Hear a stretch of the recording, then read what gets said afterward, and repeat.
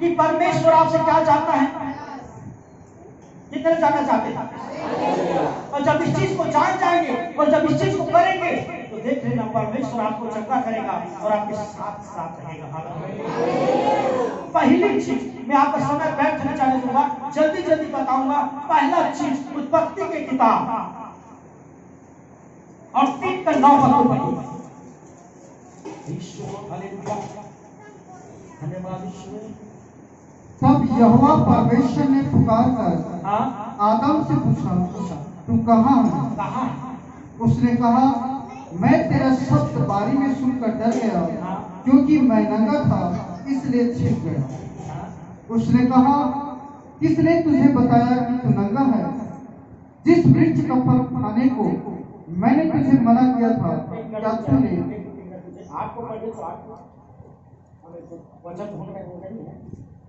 तब यहोवा परमेश्वर जो दिन के ठंडे समय वाटिका में फिरता था, बस जो यहोवा परमेश्वर, यहाँ से सुनिए भैया, पीछे वाले, आगे वाले, ऊपर वाले सब सुन रहे हैं। बहुत अच्छी बात। आज तक आप ऐसे भी सुने होंगे कि परमेश्वर को क्या चाहिए। पहली बात है, दिन के ठंडे समय में पहला चीज परमेश्वर को चाहिए आपकी धन और दौलत नहीं, परमेश्वर को चाहिए आपकी समय। आज दुनिया के भाग दौड़ में, इस दुनिया के काम में, इस दुनिया के जॉब में इतना हम सब व्यस्त हो चुके हैं कि परमेश्वर के लिए हमारे पास आराधना करने का समय। परमेश्वर हमसे क्या चाहता है? हमारा समय। पहला चीज क्या चाहता है? उस समय परमेश्वर ने कहा 6 दिन तुम काम करना और 7वां दिन प्रभु परमेश्वर ने पवित्र दिन करके विश्राम करना। प्रभु आपका कुछ घंटा को चाहता है प्रतिदिन। लिखा है पुराने नियम में, जब परमेश्वर ने इस पृथ्वी का पहला पुरुष और स्त्री को जब बनाया तो ठंड के समय में परमेश्वर से संगति करने के लिए आता था। हालेलुया। अब मैं आपसे सवाल पूछता हूँ, क्या परमेश्वर आपसे ठंड के समय में संगति करने आता? ठंड के समय मतलब, ठंड के समय क्या होता है? शाम और सुबह। शाम और सुबह प्रतिदिन परमेश्वर अपने बेटा और बेटी से संगति करने आता था। और जब से आदम हवा ने पाप किया है, ना कोई परमेश्वर को बुलाता है, ना कभी आता है। और इसीलिए जब परमेश्वर आ ही रहा है, बचाने छुड़ाने वाला, अंधकार को दूर करने वाला, बीमारी को दूर करने वाला, मार्गदर्शन देने वाला नहीं आ रहा है, तो सब भटक गए हैं बीमारी में। परमेश्वर चाहता है आपकी मेरी समय, आज दुनिया के व्यस्त समय में किसी के पास परमेश्वर की आराधना के समय नहीं है। आज आप कब आए जानते हैं? आप में से लोग कब आए हैं? जब आप माने। सही बात है। और जब चंगे हो जाते हैं तो सब प्रभु को भूल जाते हैं। मैं आगे बताऊं किस बात का। परमेश्वर आपकी मेरी समय चाहता है। एक छोटा सी स्टोरी जो मैंने व्हाट्सएप में देखा था, हो सकता है आप लोगों ने भी देखा होगा मेरे प्रिय भाई बहनों। जब उस चीज को, उस वीडियो के बारे में मैं आपको बताऊं तो नीचे आपके दिल को छू ले। एक छोटी सी बच्ची, एक 7 साल की बच्ची एक दिन अपने पापा से आकर पूछता है, पापा, कहा बेटा क्या बात है? बोला, पापा आप एक दिन में कितना कमाते हो? तो बोला, बेटा इसको आपको जानने की क्या जरूरत है? नहीं पापा प्लीज बताओ ना पापा, प्लीज बताओ ना पापा। जिद करने लगे। अरे बेटा तू जान के क्या करेगा? प्लीज पापा करके हाथ छोड़ के बैठे। अरे तो बोला, बेटा एक दिन में मैं 300 रुपया कमाता हूँ। कितना कमाता हूँ? उसके बाद वो बेटी उठा और अपने कमरे में चले गए, जहाँ उनके मम्मी पापा उनको रखते थे सुलाते। वहां वो चली गई। वो सोचने लगे पापा ऐसा इसलिए क्यों पूछा। वो गया और वहां से आया और आके अपने छोटा से कोरा में कुछ पैसा वो जमा करके रखा था, उसे वो तोड़ दिया और तोड़ के सारा पैसा गिनने लगा। गिनने पर उनका जो पैसा था 240 रुपये हुआ। कितना हुआ? ये 240 रुपये लेकर जेब में फिर से पापा मैं आपसे कुछ मांगूंगा, दोगे नहीं? बोलो क्या बता बेटा। पहले तो मुझे आप 60 रुपये उधारी। कितना दो? पहले तो मुझे आप 60 रुपया। तो बेटा आपका पापा मुझे उधारी मांग नहीं, आप पहले मुझे उधारी दो। उसने 60 रुपये। अब उसके पास टोटल हो गए 300। अब 300 रुपये अपने पापा के पास घूमना देगा और दिया, पापा ये 300 रुपये आप रखिए, अब मुझे आपका एक दिन पूरा समय चाहिए। मैं आपके साथ घूमना चाहता हूँ, मैं आपके साथ फिरना चाहता हूँ, मैं आपके साथ बातचीत करना चाहता हूँ पापा, मैं आपके गले लगना चाहता हूँ पापा, मैं आपके साथ घूमना एंजॉय करना चाहता हूँ, आनंद लेना चाहता हूँ। पापा इस दुनिया के भाग में आप थके थके आते हो, सुबह निकलते हो, शाम को आते हो, आकर सोचा तो मुझे आपसे बातचीत करने का समय नहीं मिलता, आपके पास सोने का समय नहीं मिलता, आप मुझे ढेर सारी बातें करना है, मुझे आपको अपनी स्कूल के बारे में बताना है, मुझे आपको अपने दोस्तों के बारे में बताना है, पर आपके पास समय नहीं है क्योंकि आप पैसा कमाने जाते हो। आप बोलते हो, जब भी बोलता हूँ रुको करके बोलता हूँ, तो मैं घर में रुकूंगा तो पैसा कौन कमाने करके। अब मैं आपको 300 रुपये देता हूँ पापा, एक दिन मेरे लिए ले जाओ।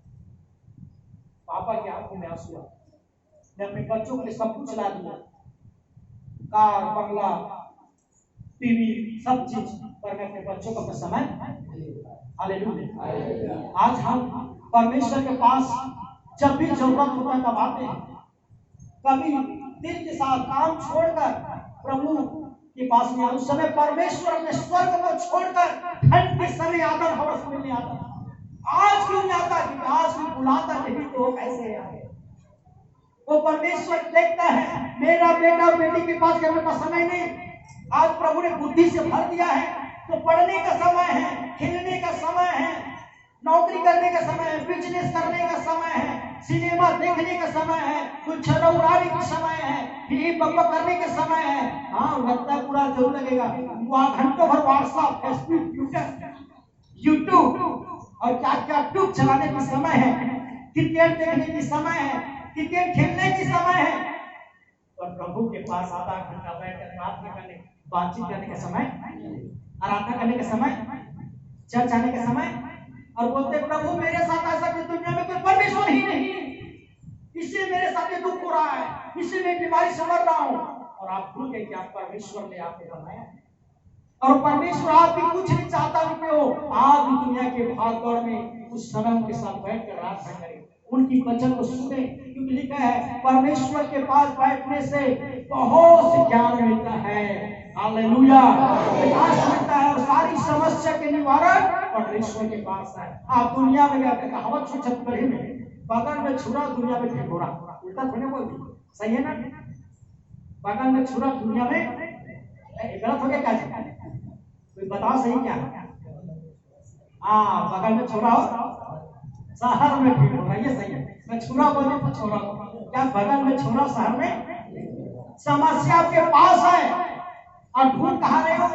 एक डॉक्टर, एक पास्टर, एक चर्च। परमेश्वर के सामने नहीं, पास्टरों को बदलेंगे, चर्चों को बदलेंगे, अपने आप को बोलो ना जी, बोलो ना अच्छा से, अपने आप को नहीं बदलेंगे, आप आज से बदलेंगे। हालेलुया। पहली चीजें परमेश्वर आपसे चाहता है मेरे प्रिय भाई बहनों, वो आपकी समय है। वो चाहता है कि मेरा बेटा और बेटी मेरे पास आकर बैठे, चाहे कितनी बड़ी समस्या सीने से लगाएगा, चिंता सब मिटाएगा। हालेलुया।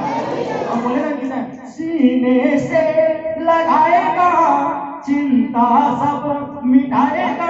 तो देखो चिंता बड़ी खतरनाक चीज है। कई बार समस्या होता है, संकट आता है तो भयंकर चिंता करते हैं, और यीशु मसीह ने कहा पहला पत्र 5 के 7 में, चिंता मत करना क्योंकि चिंता है बेकार।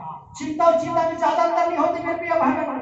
चिंता मुर्दा को जलाता है और चिंता को पर जलता तो तुम। अब चिंता करके कुछ भी नहीं कर सकते। परमेश्वर ने कहा चिंता मत करना, प्रभु पर विश्वास करना, क्योंकि चिंता करके तू अपने आयु को न बढ़ा सकता, नहीं तो। इसी एक बार की बात है, एक बार एक भाई बहुत चिंता करता था, उनकी पत्नी थी और रात भर देखता था, तो दिन से देख रहा था कि उनकी पति जो है रात भर चलता फिरता नहीं, सो नहीं रहा। अरे टेंशन रहेगा। उनकी पत्नी जाकर सुनते हो जी, मैं 2 दिन से देख रहा हूँ, तू सोता क्यों नहीं है? कैसे सो जाऊं, क्या बात है, कुछ बताओगे? बहुत टेंशन है, चिंता होता, बहुत चिंता मुझको सोने दे रहा है। तो बोलोगे क्या बात है? उसने बताया, मैं अपने पड़ोसी को जानता हूं, फलाना को, हाँ उससे मैंने 50,000 पैसा लिया था और उसको बोला था फलाना तारीख को दूंगा करके, कल फलाना तारीख है और उस दिन उसको पैसा देना है, मेरे पास पैसा का जुगाड़ नहीं हो पा रहा, मेरा दिमाग काम नहीं कर रहा, इसलिए रात भर मेरे नींद नहीं पड़ता कि कर्जा में कैसे छूटूं, कैसे करके काम करूं, तो समझ नहीं आ रहा है मुझे, और इसलिए मुझे नींद नहीं पड़ता है। उनकी पत्नी ने बोला सो जाओ जी, चिंता करके आप क्या ही करेंगे, इससे अच्छा चिंता करो। तो समझ नहीं आता, इससे अच्छा ये सोचो कि पैसा छूटने के लिए मैं क्या करूं, चिंतन करके रात भर सोने, इससे अच्छा चिंतन करो, मनन करो, समस्या के निवारण करो। वो बड़ा नहीं समझ आया, एक काम करो आप चुपचाप सो जाओ, मैं देख लूंगा। वो क्या देखा, वो जो पत्नी थी 1 बजे रात अपने पड़ोसी के घर गया, टिंग टॉन्ग करके बजाया, बहुत टाइम 1 बजे रात तुरंत छोटा उठेगा, और टाइम बार बार घंटी बजाया और उससे क्या बात है करके उनका पति आया, दोनों को दोनों बुला, पति को अपने पड़ोसी से बोला, ए भैया मेरे पति आपसे पैसा लग रहा है क्या? हाँ हाँ हाँ लग रहा है, कल तुमका तारीख है देने की। उसने बोला, ए भैया आपसे विनम्र निवेदन है, मेरे पति के पास अभी पैसा नहीं है, आपसे निवेदन 1 महीना और आपके से हम समय चाहते हैं, 1 महीने के बाद आपको 50,000 पैसा वापस दे देंगे, तो कृपया करके कल मेरे पति से मत मांगना, 2-3 दिन होकर सोए नहीं, चिंता में इसलिए मैं आपसे आया। धन्यवाद भैया। ये बोलकर उनकी पत्नी चले गए। ऐसा समझे। अब आकर बोला, चलो जी आप सो जाओ। तो बोला पैसा देने गए थे? पैसा तो नहीं था जी। उनको जाकर बताया कि मेरे पति के पास अभी पैसा नहीं है, 1 महीना और चाहिए भैया करके समय मांग कर आया हूँ, अब सो जाओ, टेंशन मत, 1 महीने से बिंदास, 1 महीने का जुगाड़ कर लेंगे। चिंता करके आपको नींद आई नहीं, चिंता आपकी नींद खा देगा, आपका शरीर खा देगा। इससे अच्छा तुम मना करो, 1 महीने तक कुछ काम करो, उनके पैसा दो, अब आप सो जाओ। तो बोला मैं सो जाऊंगा, सुबह पैसा मांगेगा। और बोला आप सो जाओ और पड़ोसी जगेगा, क्योंकि उसको पैसा लेना है, उसको पैसा तो नहीं मिलेगा, उसको पता चल जाए, उसका टेंशन है कि अब मेरा पैसा 1 महीने तक, वो 1 महीने तक जगेगा तो सो। तो उसको चिंता के पैसा कैसे देगा, कि बोलकर चला मैं मेरे पास पैसा नहीं है। इस कहानी में कोई बड़ी चीज सीखने के लिए नहीं है, पर कहानी में सीखने की सबसे बड़ी चीज है चिंता न करके चिंता करें, मतलब विचार करें कि उसको छूटा। कई बार हम सोचते रहते हैं समस्या कैसे दूर होगा, समस्या कैसे दूर, सोचना नहीं है। और उसी तरह प्रभु के पास आ गए हैं और यहाँ भी चिंता करेंगे दूर कैसे होगा, समस्या नहीं। आज विश्वास के साथ अपनी सारी चिंता, अपनी सारी समस्या परमेश्वर को बता, हालेलुया, वो चिंता को दूर करेंगे। हालेलुया।